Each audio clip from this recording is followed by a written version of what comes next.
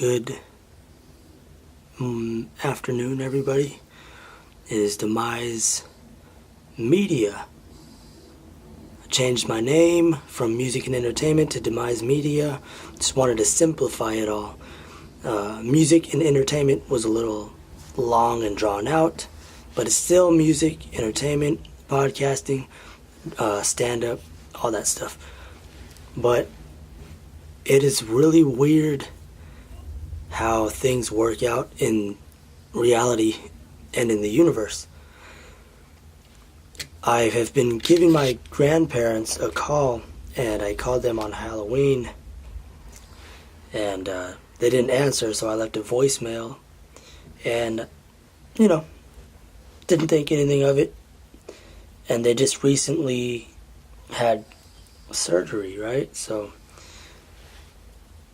you never know. At any given day,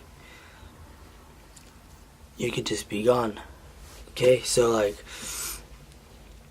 as of the past couple days, I've really been self-reflecting and been feeling kind of uneasy and mad at myself and mad at certain decisions that I have made, and understanding that that life is basically just like daily decisions over and over and over again, like on a loop cycle. So it's like you have a whole year, okay? That whole year, 365 days, you can do nothing, absolutely nothing. You can play video games, right? Or 365 days, every day you can do something, whatever the freak it is, like make a song. If you want to make an album, you can just say, okay, this many days I'm going to work on this and whatever. So whatever you, reap what you sow type of shit, right? So I've been really kind of down on myself and thinking did I make a mistake by having a kid?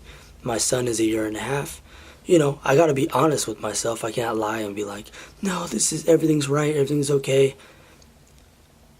Everybody has self-doubt from time to time. For the most part, me and other people might be stronger and be like, no, I can work through this, it's just, things happen for a reason, or sometimes not. Some days, sorry, my son is sick.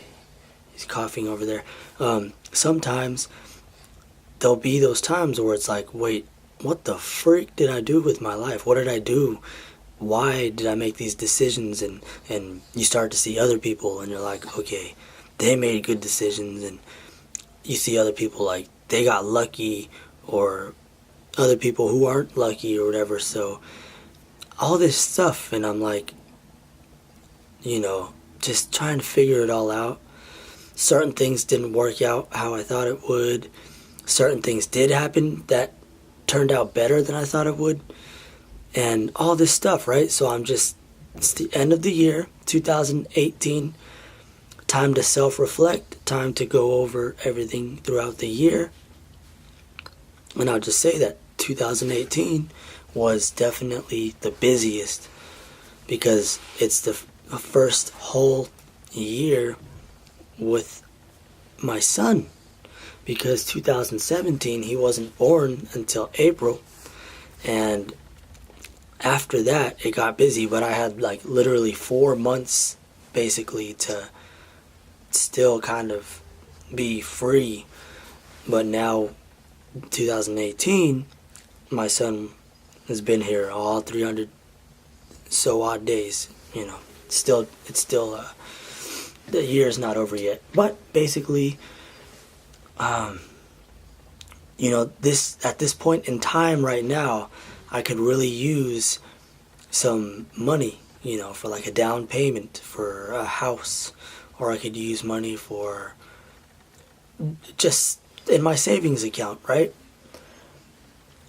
And I know people who have grown up with like a trust fund or a savings account. Like my son, he has a savings account already.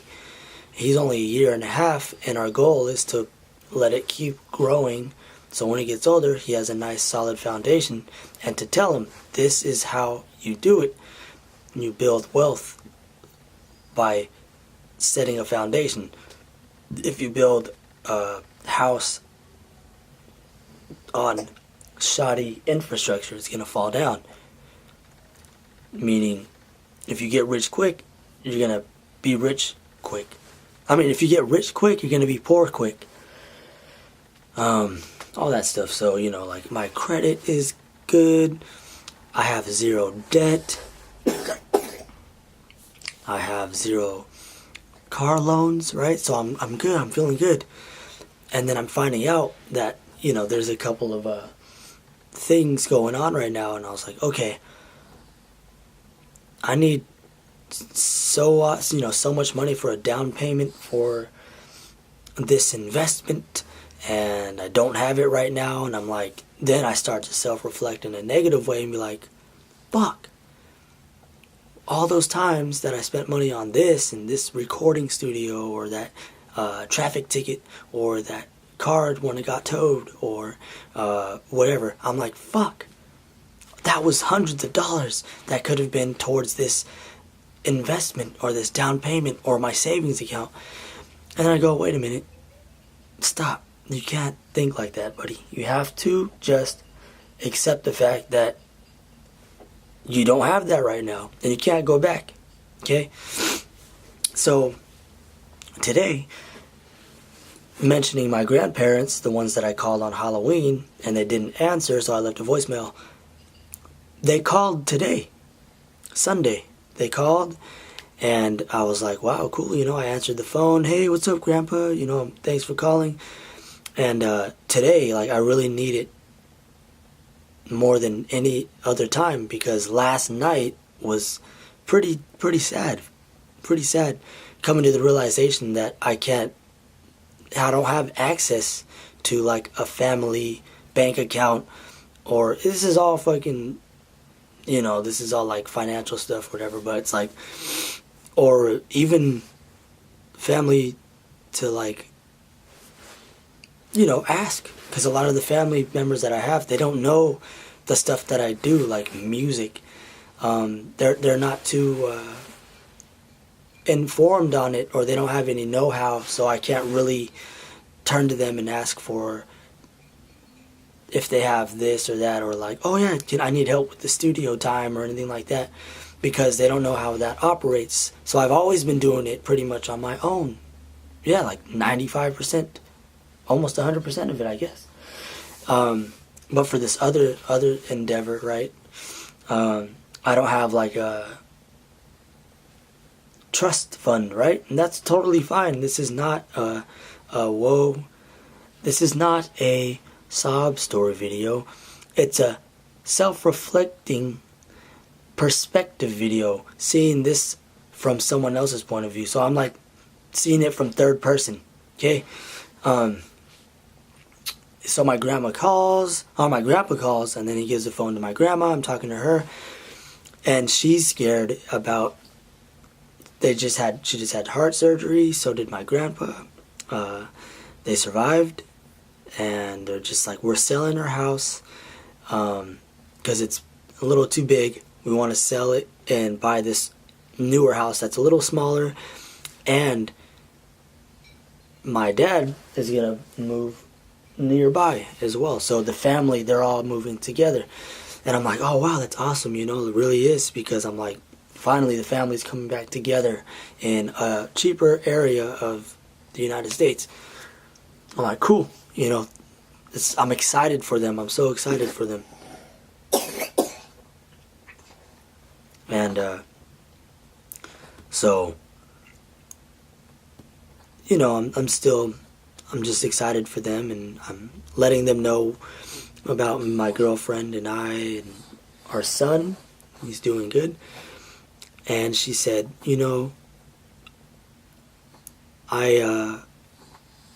she said her father, when he passed away, she didn't know that she was going to get a little bit of money. And she got a little bit of money from her dad that after he passed away, and she saved it, and she's going to use it now. And why not? She's already, this is going to be the house they want to buy, and she can use it. So she said, yeah, and I was telling her about, like Robert Kiyosaki and Leo of Actualize.org and these real estate people and people in music that kind of just went for it, learned from their failures, learned from their mistakes, and just kept growing and growing and growing. And she's like, yeah, I gotta admit though, to me, she's like, I gotta admit, you don't have any help. You didn't have any help growing up. And she was also telling me about her mom and how her mom was always negative, and philosophically, psychologically, that messed up my grandma's head, because my grandma was always scared of things like would have an idea or want to do something, and then the thought of her mother would come in her mind and say, yeah, but if it doesn't, then so you know what I mean? It's that what if in a negative way. And that's what a lot of entrepreneurs and people say. They go, oh yeah, of course you're going to think that, but you have to do it anyways. Just go and do it, and then you'll find out. And if you do fail, which you possibly will, you learn from it and you keep going. And my grandma is basically saying that. And I was like, yes, she's like, there was 4 houses she wanted, and they're like, no, they're all taken. She's like, yeah, but I want one of those 4 houses. And they're like, whatever. And then, miraculously, the freaking lady was like, oh my gosh, that house that you circled that was taken, they're not gonna buy it anymore, so you can have it now. And my grandma was like, see, if I would have just left it at that and been like, oh, someone already has it, too bad, so sad, she never would have got that opportunity, because the person backed out and ended up not getting that house, so they're gonna get that house. And I'm listening to this, and she's just like, yeah, you never really had any help. And I was like, hey, you know what? I'm glad you could, tell me straight to my face, because that's how I've always felt. And I used to hold it against my family and stuff like that. But when you're young, that's what you do. It's not until you learn about the world and how it does not owe you anything whatsoever. Like, the world owes you nothing. So I figured it out that over the years I was like, oh shit, that I cannot blame my father or my mother. I can't blame anybody. It's just life goes on. Just shut the hell up and keep going, because if you sit back and complain, you're gonna be left in the freaking dust, buddy. You're gonna be forgotten about. You're gonna get nowhere. You're gonna be outside while everybody's inside making moves, congregating, and you're gonna be outside left in the freaking rainfall and the snow. And basically telling her, like, this is pretty much, I don't know if it's philosophical or psychological, but I'm like, I'm glad that I'm like this, because like my best friend, my brother, told me, the fruits of your labor will be far more sweet. The fruits of your labor will be way more sweeter. You know what I mean? So like, yeah, you can get handed a house, inheritance, money, or family business, and you can get handed down things, or a family member that provides everything for you. It might not be as appreciated as someone who actually started it from the ground up. And this is not for everybody. Some people might inherit their family's money or their family's business and be like, I respect this on a level of I'm going to keep this legacy going and this everything. But most of the time, not. Most of the time, the kids kind of tarnish it, or they envy it because they don't want that. And I'm on the opposite end. I'm like, shit, man, it would be nice to have $20,000 from child support, or it would be nice to have $20,000 in a trust fund that I could really use wisely. But I don't have that, and I'm perfectly fine with that. Okay, I'm just like, hey, it's all good. Like, when I'm ready and I work up for it, okay, I will have the funds, and if I lose it, I lost it myself. I will learn a valuable lesson. I'm not gonna, I'm gonna hit hard. Okay, if you just were handed $20,000 from a trust fund and you lose it, you fell down on a mattress. You fell down on some padding. When you work for $20,000 and from the ground up and you lose it, you hit the pavement fucking hard, and you will not do that again.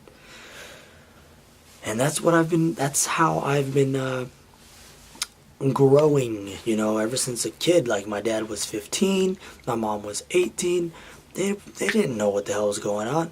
In those formative years growing up, when I needed mommy and daddy right there every day, every step of the way, just literally, like, that builds up psychologically a good person, you know what I mean? Like, that's why I always bring up the example of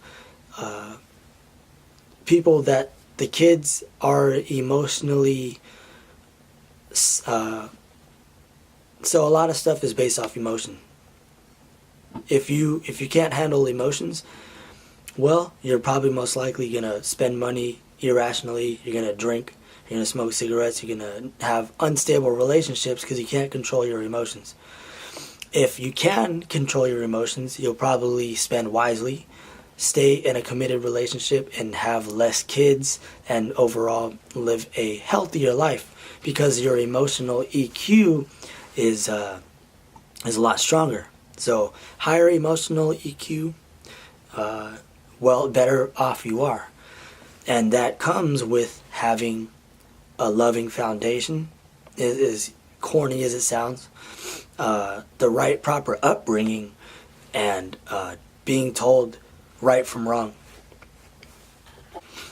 So not to be a sob story or anything like that. The only thing I'm trying to say is my grandma's right, and I'm glad she told me that, because I don't want to bring that up and be like, yeah, like, I wish I had this and that. I'm like, no, I'm better off without it. Trust me. I'm glad I don't have a trust fund, or I don't have money from child support or nothing like that, because everything I have to do, I will do it on my own.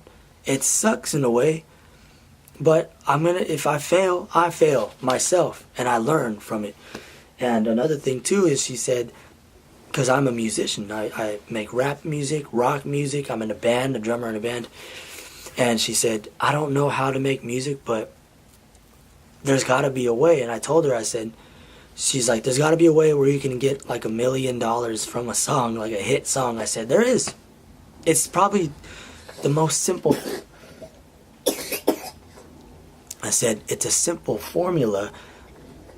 Not simple in the fact that everyone can do it, but the formula is simple, right? You got to have the hook, the chorus, catchy, and get it in the right places and market it right. And I said, but my dumbass, I don't want simple.